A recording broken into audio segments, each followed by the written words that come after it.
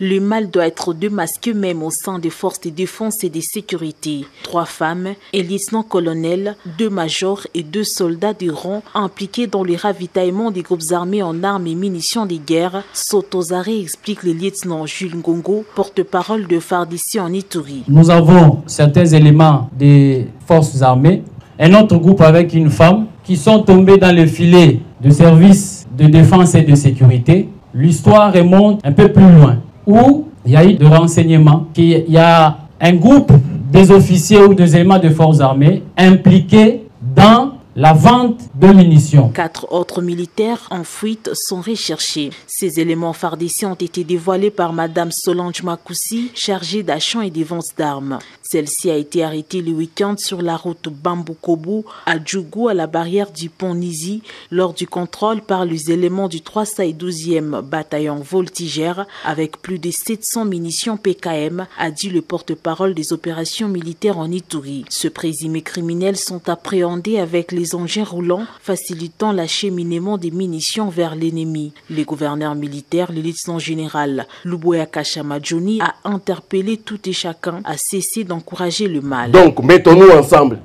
combattons ce mal-là. On lui a même dit comment est-ce qu'il faut transporter les munitions. Et c'est comme ça qu'elle avait les munitions sur sa tête, jusqu'à ce que les militaires ont insisté. Elle s'est battue avec les militaires. Elle a donné l'argent aux militaires, les militaires ont refusé. Et hommage à ces militaires-là, vraiment. Grande félicitations, vraiment. Prenons-nous la main dans la main pour qu'on ait vraiment la paix. Le jour où nous, les Ituriens, nous allons dire ça s'arrête aujourd'hui, ça va s'arrêter aujourd'hui. Prenons-nous la main dans la main pour qu'on ait vraiment la paix. Je demande encore à cette population, je demande aussi aux leaders politiques, à tous ceux-là vraiment qui aiment le pays, aidez-nous.